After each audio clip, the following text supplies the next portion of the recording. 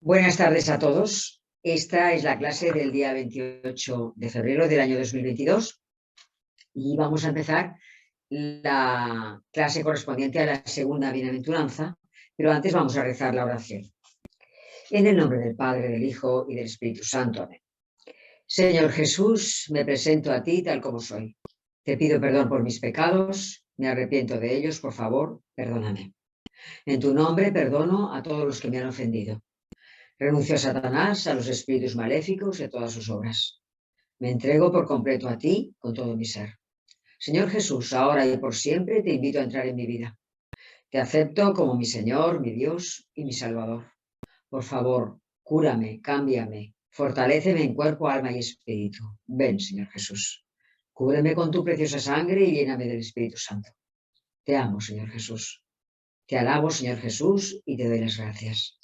Te seguiré cada día de mi vida. María, mi Madre, Reina de la Paz, San Peregrino Santo del Cáncer, todos los ángeles y santos, por favor, ayudadme. Amén. En el nombre del Padre, del Hijo y del Espíritu Santo. Amén. Bueno, pues vamos a empezar la segunda bienaventuranza. Y la segunda bienaventuranza la vamos a leer sobre todo en Mateo también, en Lucas también. En Mateo es capítulo 5, versículo 6, y en Lucas es capítulo 6, versículo 21. Voy a leer la de Mateo, que dice: Bienaventurados los que tienen hambre y sed de justicia, porque de ellos serán saciados.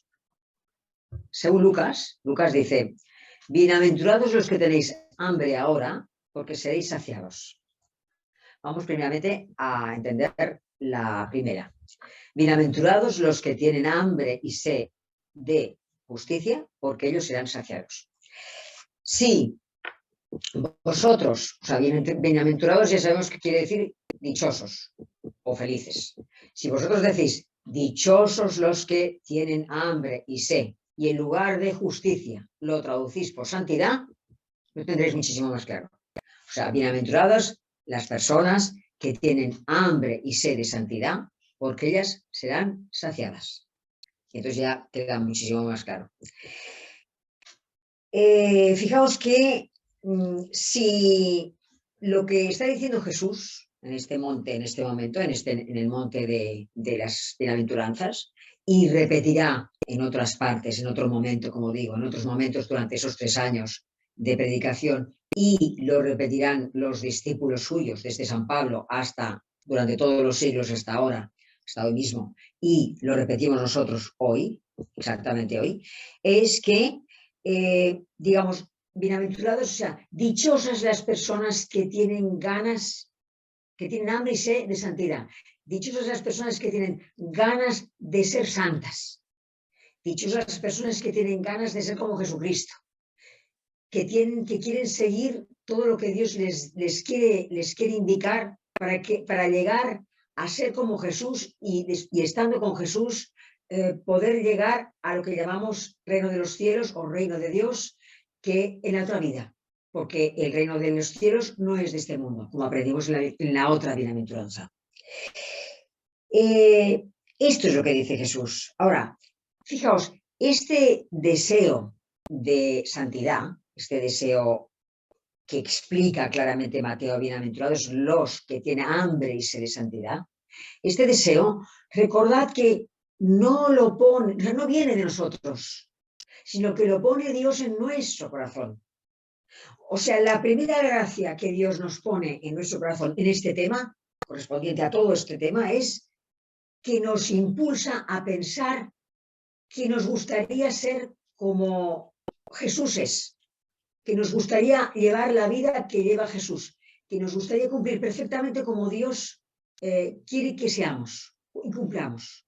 Esta es la primera gracia. Entonces, puede ocurrir que nosotros, habiéndola recibido, digamos, ay, siento este impulso, pero bueno, yo sé que tengo que hacerlo, tengo que seguir esta línea, pero bueno, ya lo haré y lo postergue, lo postergue.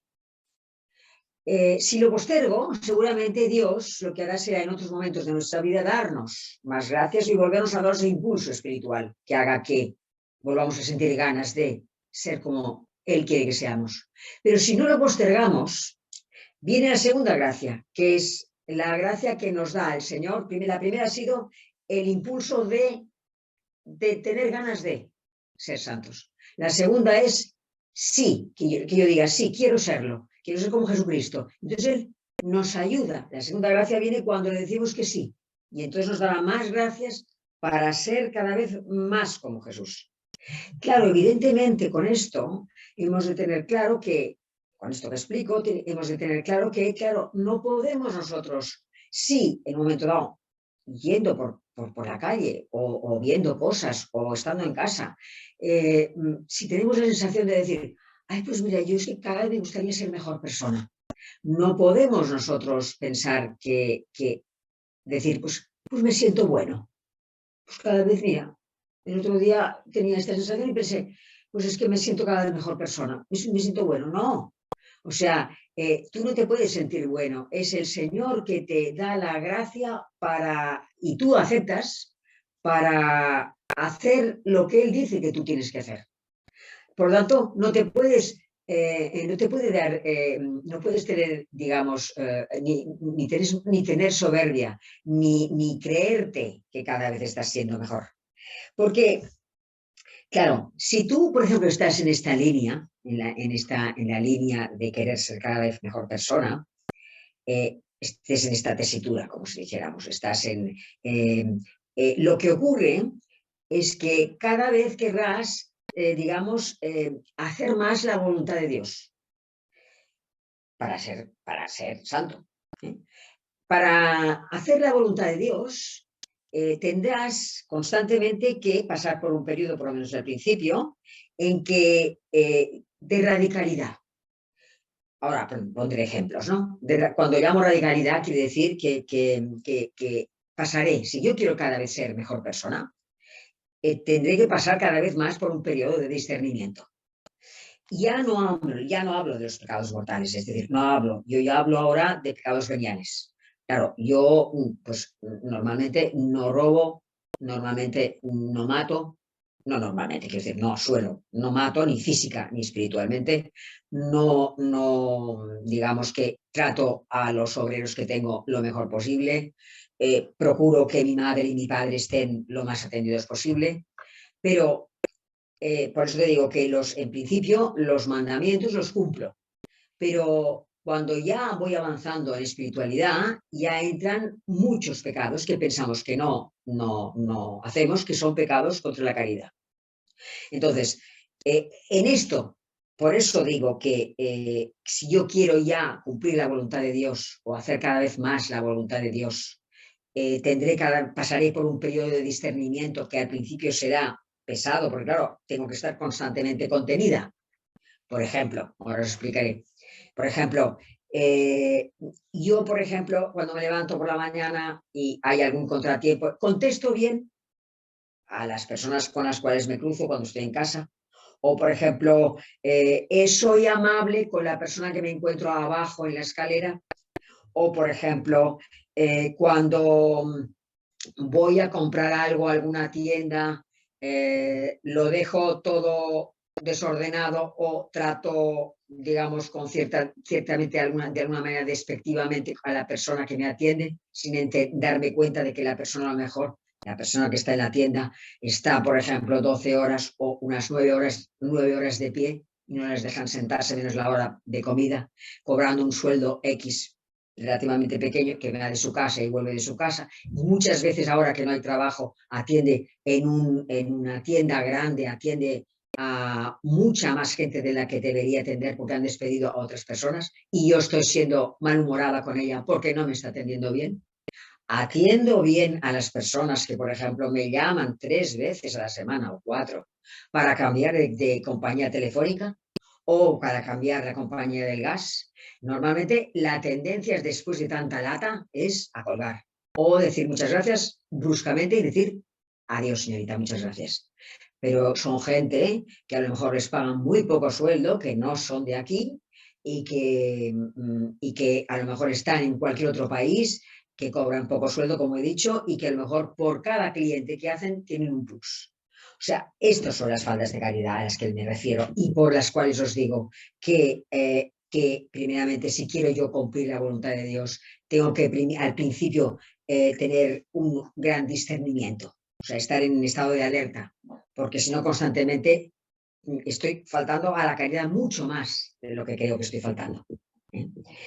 Y no nos olvidemos de que el Señor, puesto que Él nos ha puesto este impulso de querer ser cada vez mejor personas, de querer ser cada vez más como Él es, Él va a estar siempre al lado nuestro para ayudarnos, porque no solamente le hemos dado el sí a la primera gracia, sino que le hemos dado el sí a la segunda gracia, que es sí, quiero ser como tú. Claro, entonces Él te saciará cada vez más. O sea, bienaventurados los que tienen hambre y sed de santidad, porque ellos seréis saciados. Lo profundizaremos esto, pero saciados, claro, cada vez eres más saciada, te sientes más saciada, porque cada vez notas tú que cada vez cumples más la voluntad de Dios. Entonces esto te produce más contento, estás más esponjada, como si dijéramos. En Mateo capítulo 5, versículo 20, fijaos lo que dice.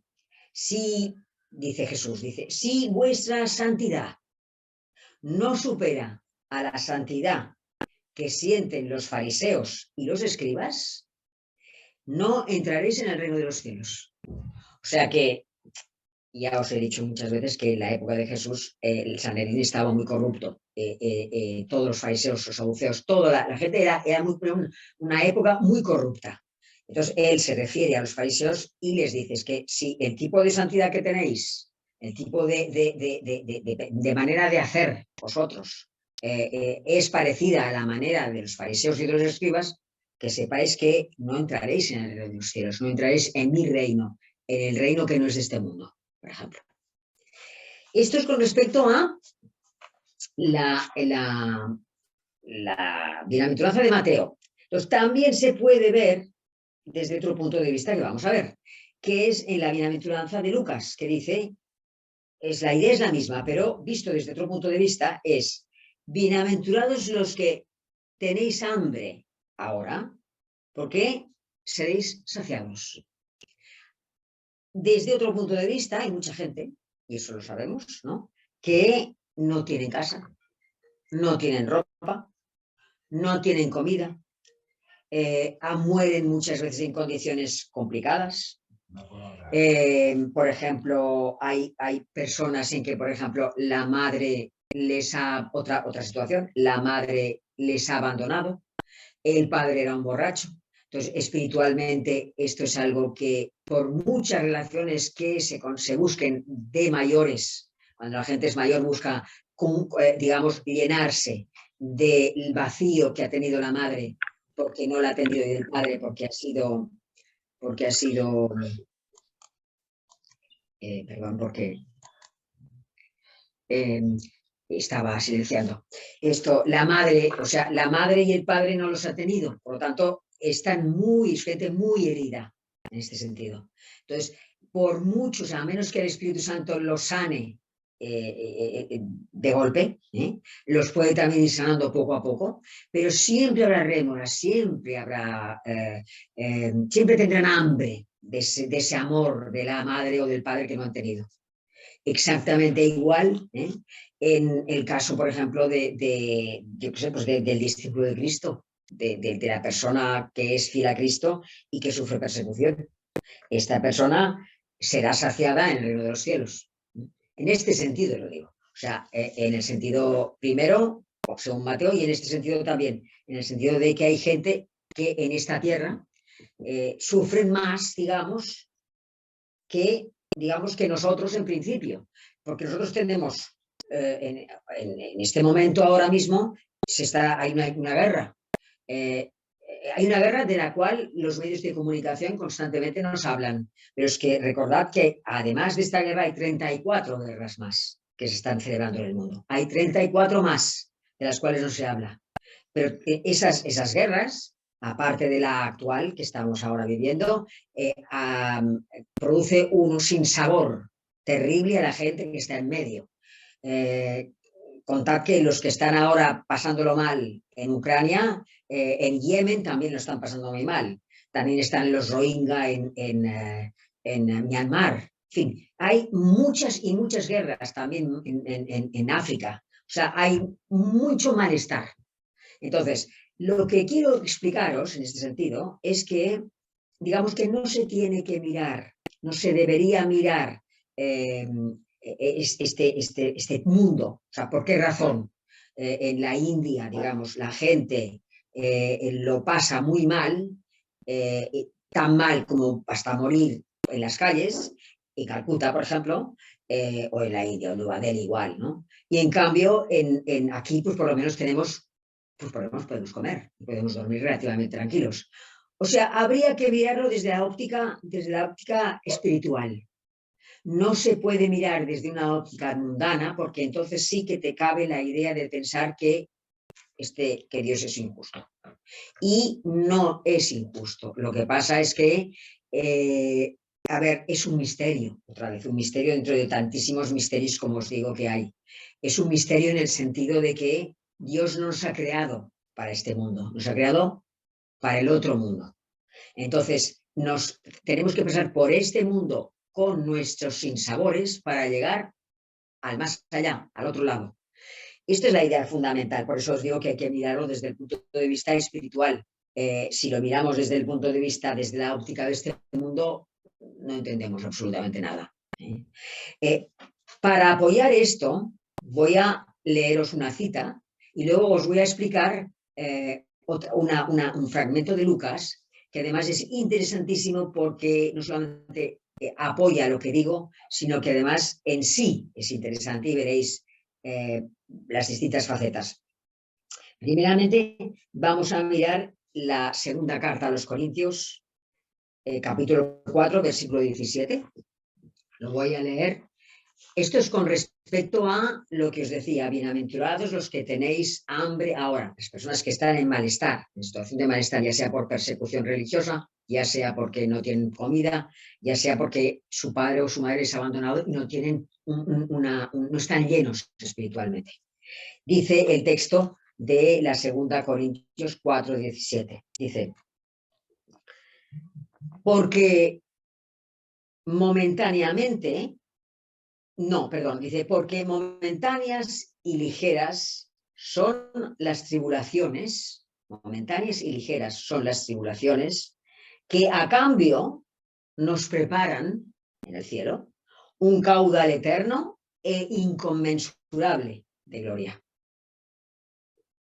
Repito, porque momentáneas y ligeras son las tribulaciones, o sea, nos parecerán momentáneas y ligeras las tribulaciones cuando estemos en el otro lado, a cambio de lo que se nos prepara como un caudal eterno e inconmensurable de gloria cuando lleguemos al estado que llamamos cielo, que es el estar con el Señor.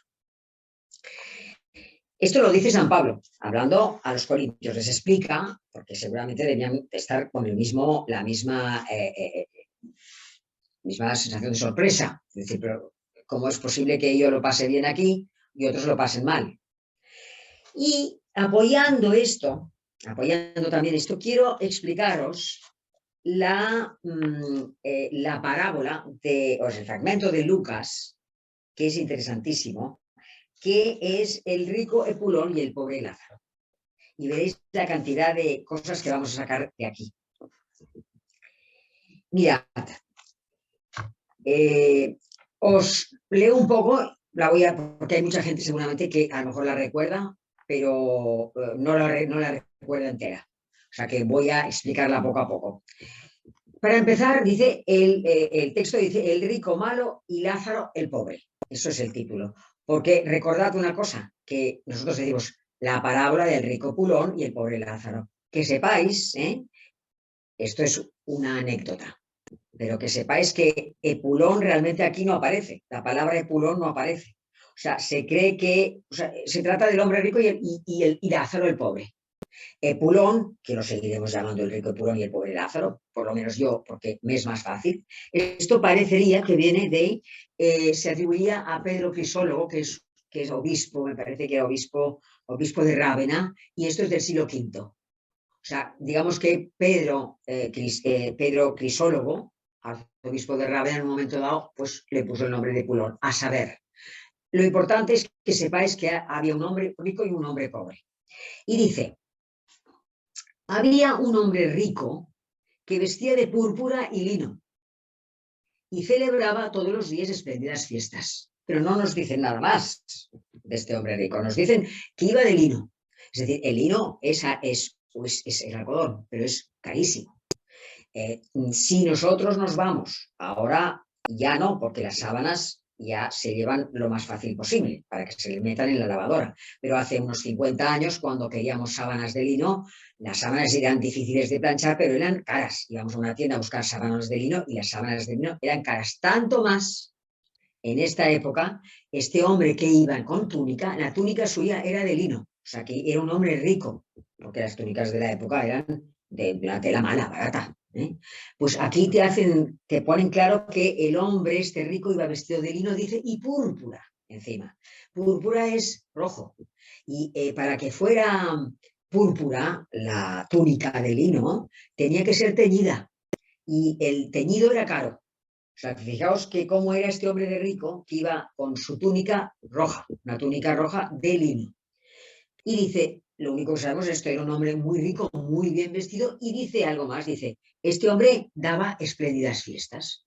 No nos dice que hiciera muchos pecados más. No, de hecho, no nos dice más que iba muy bien vestido y que daba unas fiestas muy importantes. Como ahora, o sea, es un hombre pues que se gastaba muchísimo, un hombre o una mujer que se gaste muchísimo en las tiendas de moda de ahora, como bolsos o ropa buena, y que esté pensando pues en dar una fiesta estupenda cuando se case, y que a lo mejor pues si tiene su marido o ella misma tiene dinero, a lo mejor pues se puede incluso comprar un barco o tener 3 casas, una pues en el mar, otra en la montaña y otra en el sitio donde viva. Es decir, es entonces igual que ahora. Entonces, nos dicen, pero esto es lo que aventuramos, dice, este hombre rico iba así vestido y daba muchas fiestas. Y sigue diciendo, había uno pobre que se llamaba Lázaro y que estaba echado en el portal. O sea, se ve que este Lázaro pobre estaba siempre cerca del portal de la casa donde vivía este hombre rico. Y además dice el texto que él estaba cubierto de llagas. O sea, para colmo, estaba muy enfermo. Estaba al lado del portal, viviendo cerquísima de donde entraba y salía el hombre rico, y lleno de llagas. Él dice aquí que, bueno, deseaba hartarse de lo que caía de la mesa del rico, dice.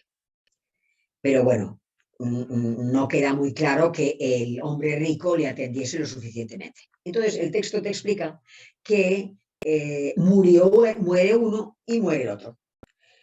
Dice, murió también el rico y fue sepultado. Y sucedió que murió el pobre y los ángeles le llevaron al seno de Abraham.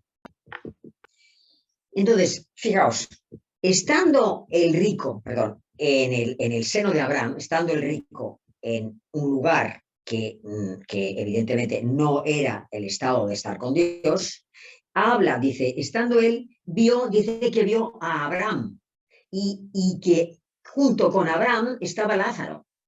Abraham, ya sabemos que es patriarca, nuestro patriarca. Abraham, nuestro padre en la fe. Abraham, Isaac y Jacob. San Abraham, San Isaac y San Jacob. Y San Moisés. O sea, Abraham es nuestro padre en la fe. Y Abraham, evidentemente, está con el Señor. Entonces, en la parábola se nos explica que el que ha muerto, el pobre hombre muerto, de mala manera, de una manera muy desgraciada y lleno de heridas, estaba, digamos, junto con Abraham. O sea, estaba en el estado de espiritual de lo que llamamos cielo. Entonces el hombre rico lo ve con Abraham, o sea, y le hace señas, le dice: Padre Abraham, dile a Lázaro, exactamente dice, envía a Lázaro para que moje en agua la punta de su dedo y refresque mi lengua, porque estoy atormentado en esta llama. Es decir, está en un lugar en el que tiene una sed tremenda y la sed le abrasa, pero no hay agua para beber. Y Abraham dice: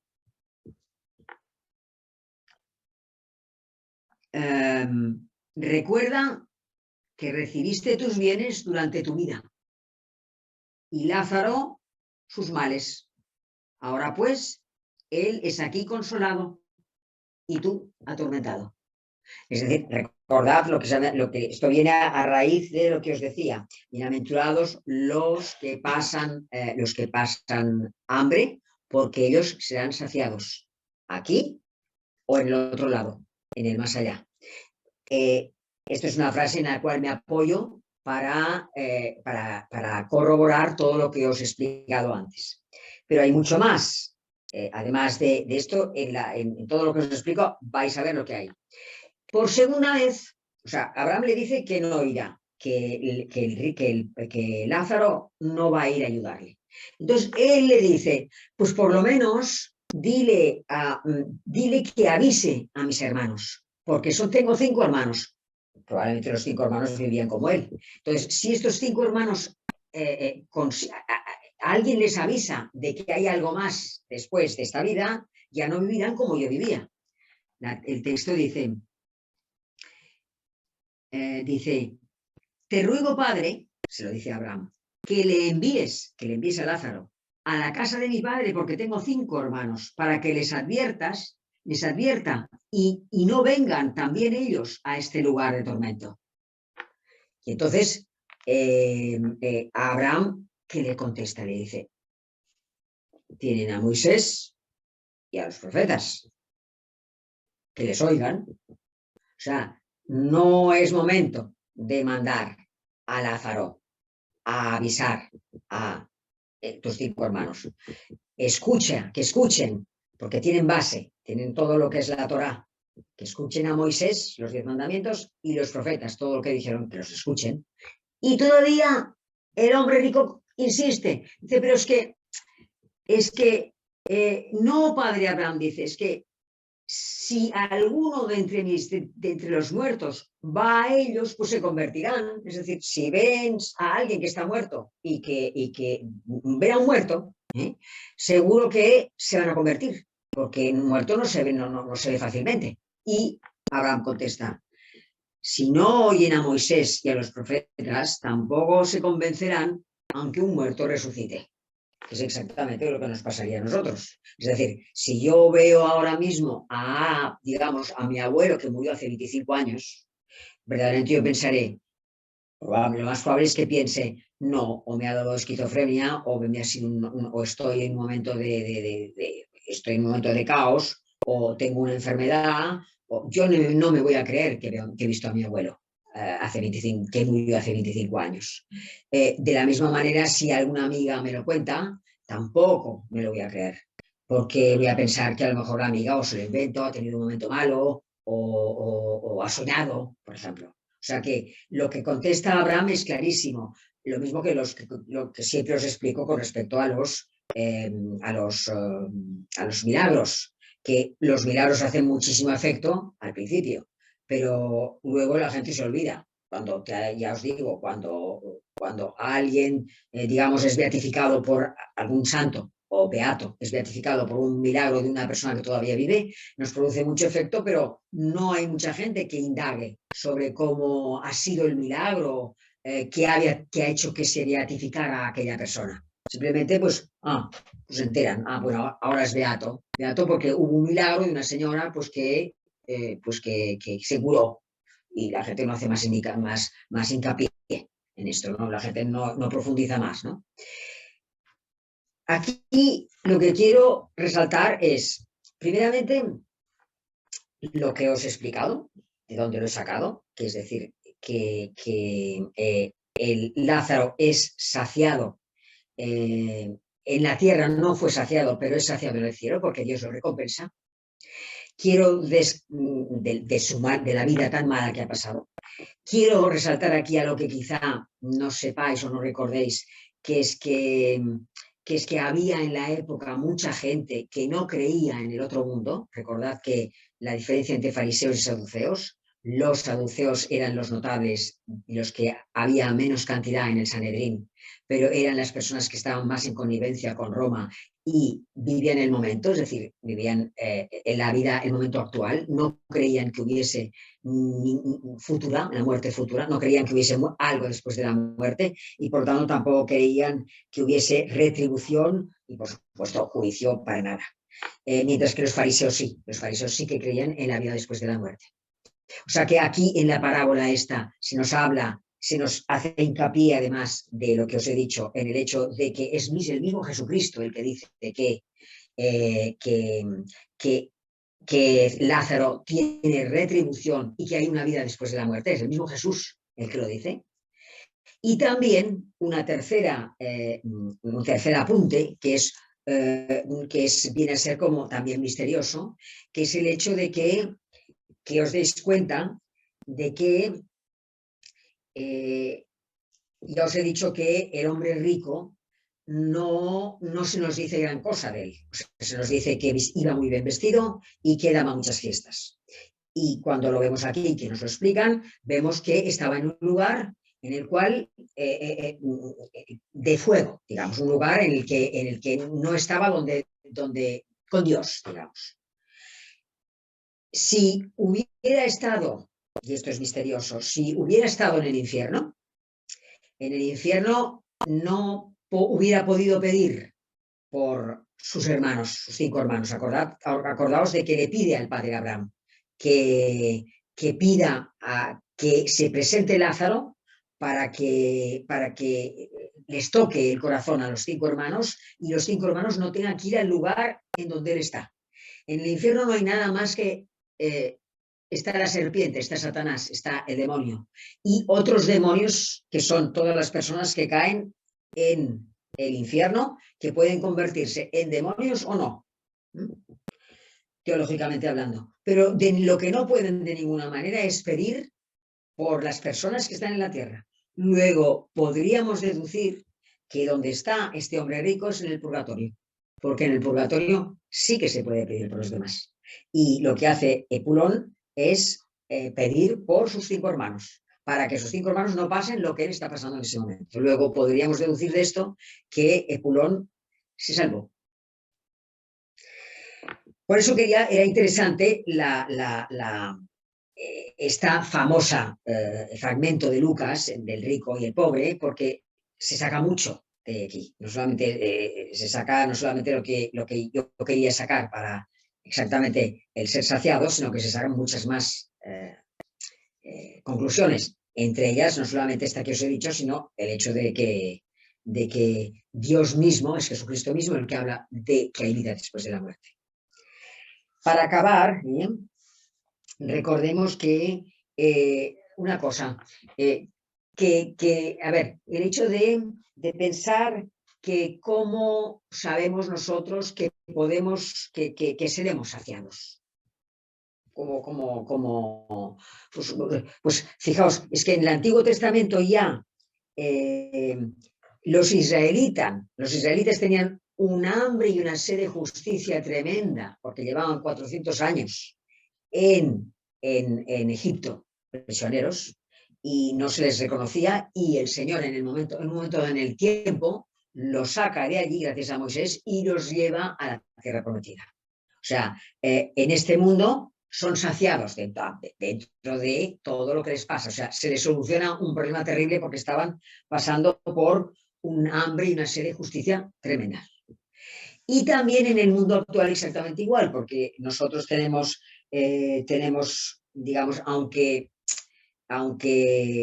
vivimos en un mundo sin Dios actualmente, en un paganismo, Entonces, hay que pensar que las fuerzas del mal se extienden independientemente de que también nosotros actuemos mal. Acordaos del mundo, demonio y carne. No hay que atribuir todo al maligno. Hay que pensar también en cómo somos la naturaleza muerta, la naturaleza nuestra, sanada por el pecado original, pero a la cual le quedan secuelas. Pero lo que la Iglesia nos da, para ser saciados, suficientemente saciados, es la mesa de la palabra, que es lo que estamos haciendo, es decir, seguir y entender lo que es la Biblia, el catecismo y el magisterio de la Iglesia, la mesa de la palabra y la mesa de la Eucaristía. Es decir, y en la Eucaristía es un sacramento, pero digamos, para luchar contra las fuerzas del mal, para luchar contra las fuerzas malignas, también tenemos sacramentales. Tenemos el rosario, tenemos medallas, tenemos la sal, tenemos el aceite, tenemos los sacramentales, lo que llamamos sacramentales, agua bendita, por ejemplo. Todo esto son sacramentales que nos protegen, que la Iglesia nos proporciona y nos protegen de las fuerzas del mal. Para acabar definitivamente, sí que hay que recordar de que en la segunda parte de la bienaventuranza dice: bienaventurados los que pasan hambre ahora, porque serán saciados. Y lo que tenemos nosotros que preguntarnos es en qué medida saciamos nosotros a los demás. Porque Dios cuenta con nosotros para saciar a los demás. No solamente físicamente, entregando alimentos a la gente que en este momento tiene guerra, sino también espiritualmente a cualquier persona que podamos ayudar. Y llegará un momento en la vida futura en que el Señor nos preguntará: ¿en qué medida has colaborado conmigo para saciar el hambre de otras personas que estaban hambrientas? Porque Dios cuenta con nosotros para saciar a los demás. O sea, dicho de otra manera, Dios sacia al hombre, a los hombres, a través de nosotros.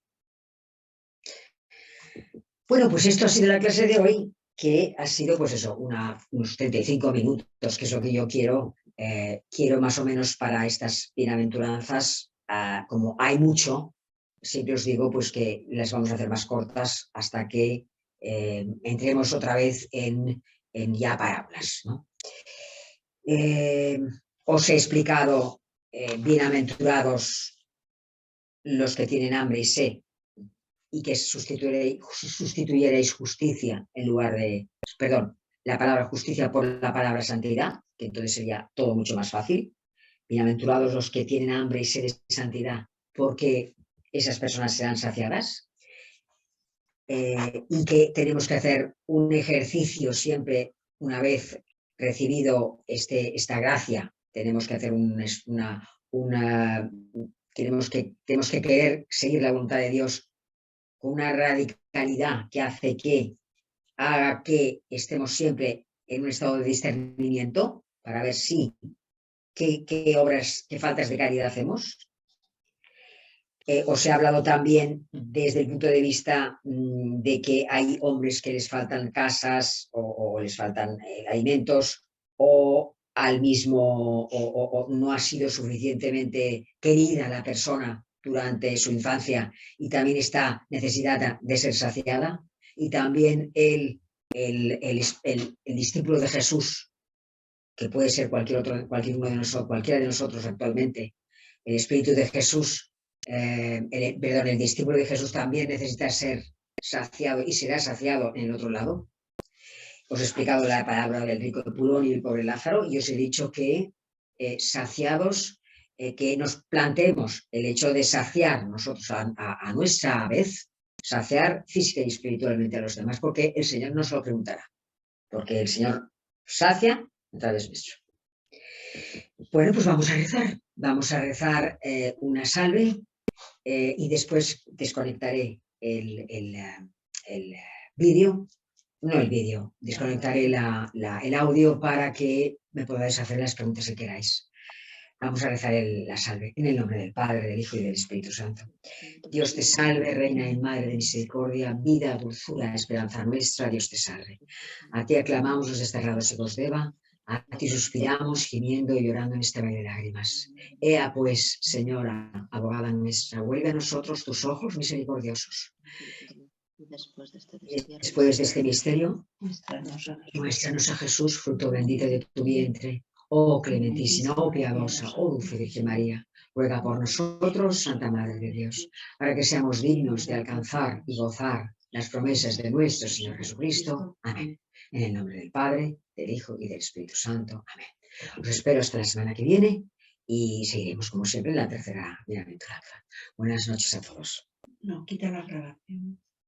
Derecha. Voy a quitar la grabación. la grabación. Dale así. Buenas tardes. Mi nombre es Isabel y me presento a ustedes desde este canal en España.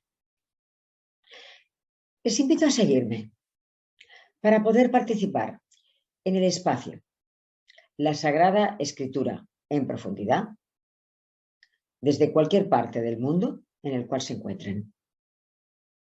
La clase de Biblia tiene lugar todos los lunes a las 19 horas, hora de España, 12 horas, hora de México. Y ustedes pueden conectarse fácilmente vía Zoom a dicha hora, en directo, o bien recibir la clase en diferido al día siguiente. Les espero con muchísimo cariño y muchísima ilusión, unidos en los corazones de Jesús y de María. Hasta pronto.